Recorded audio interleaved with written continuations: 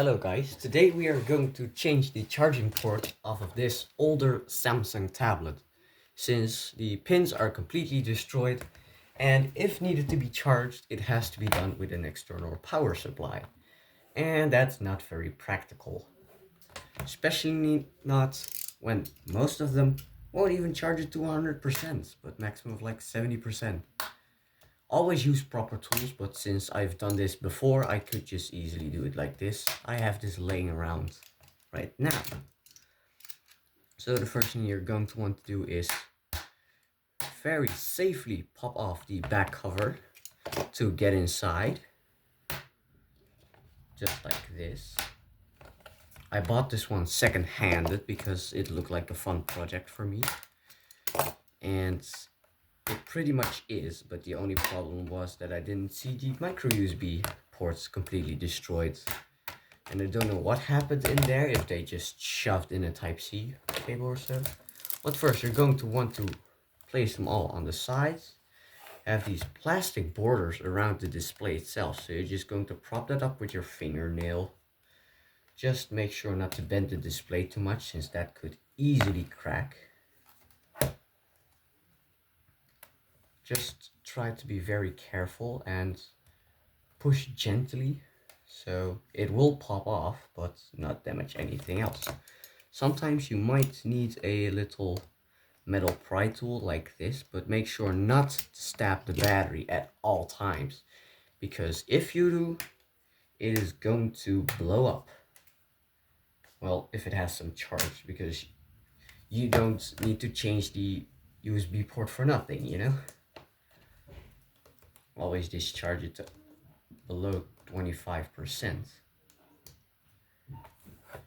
And make sure not to touch any connectors with metal pry tools or anything like that, like a screwdriver. And make sure to be very careful, because this edge can be very unsturdy at some points, especially at buttons as such, because that part is thinner, because the button needs to get through by some tablets. And just like this, you're going to want to be very careful, like that. There you go, that's the mid frame that came off. Now place that aside as well, you're going to need that later. And first step would always be to disconnect the battery. Might not be as easy, since it is secured into place with this connector that's not always has a very secure connection, but if it has, it is very hard to disconnect. So now you're going to want to disconnect the flex cable like this to unplug the entire board. And here is actually another flex cable for the touch buttons. Don't try not to break that, since if that breaks, well, of course you're not gonna have your touch buttons anymore.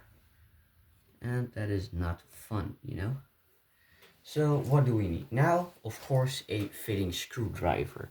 I'm going to try to find one real quick. I need to prepare better, I know. Where is it? Maybe in a drawer.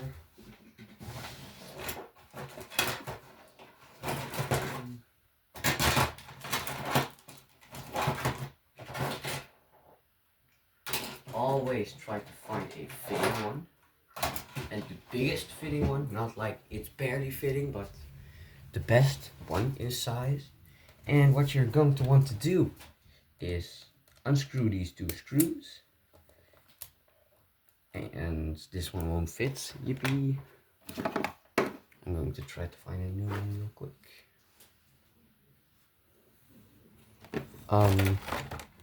Under here I've seen one. And that one probably fits, so let's try it. Yes, we're lucky. Thank you, other battery set, for the amazing screwdrivers. So right now we're just going to unscrew these two screws. That will make us capable of pulling out that little metal shielding here. Going to want to keep that one laying around as well. Just like that, it is now coming off. And I think, no, that's on your extra set that you bought to replace it with. Make sure to keep this one laying around for if something breaks and you need the home button to come back and anything like that. Keep that one around. I'll be placing it off camera right there. Now you're going to want to open up your package. Make sure to check everything thoroughly, like is there any damage to the flex cable, is a pin bent or anything like that. And just like this, I don't really see any damage. I see a little bit over here. This might be used, I don't know. But the pins look to be intact. So you're first going to want to plug it in, just like this. To that wire. Stick down that and that. Now take your teeny tiny screws, which you of course do not want to lose, since I don't know, but they might just be in like a 100 pack. And when only needing 2, that's a lot of money wasted. Since not every Samsung device uses these screws, since this tablet is from 2013, so I'd say that they are not being used much anymore. Make sure to tighten the screws greatly so the USB port does not fall off or anything. Like this. Make sure that the micro USB port is secured correctly, not upside down, not at an angle, not one tighter than the other so it's flipped like that. No, just tighten it like it should go. Make sure to plug in the flex cable far enough. Then you can plug in the battery. And the next thing you're going to want to do, please give me a second, I need to change my wiring setup, sorry. There you go. You're always going to want to test the USB port. Just like this. It should start charging soon. It should start charging soon. Yes, it's charging. Wait, what? Oh, that's so nostalgic. Look at that. Look at that. It starts charging. I hope. I guess. Come on. Yes, it is. Look at blue. Why blue? Well, it says might be a bit laggy the first time. But if you know that you have completely fixed it, you're going to want to, of course, first take the mid frame and just clip it back into place. Just like this, so it is thoroughly connected to the display frame again. You might need to use 2 hands for this, so make sure you have 2 hands free for it.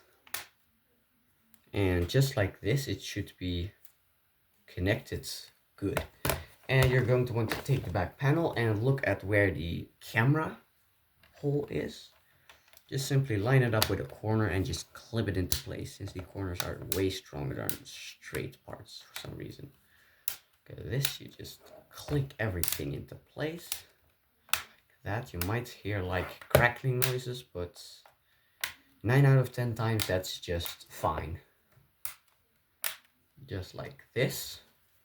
And when you gave it a good charge, if the battery did not have any charge left, you can turn it on, just like I'm doing now. There you go. So its display does still work. Make sure to place the packaging wherever you want it to and can find it back, and keep the old flex cable. And of course the nostalgic startup sounds, we love it. Now we can put our charge. Yes, I know it's nearly dead. So now we can try to plug it in when it's on and see if it really does charge. And the best thing would be to get a USB tester, just like this one, to check if it has fast charging, since of course it can take about a maximum of around 10 watts via spec sites. It's like this, you just plug it in. Sometimes the tester might turn off, but that's totally normal. Look at that, it is charging. And we love that. Look at that, it's charging. You see? We unplug it. Charge it up. It does work firmly. Barely slips out. If you plug it in, you hear a nice click. You hear that? And it starts charging right away. That's awesome. So for more repair videos, check my channel. And I wish you the best if you need to do this yourself. And for the rest, I wish you the best day ever. Goodbye.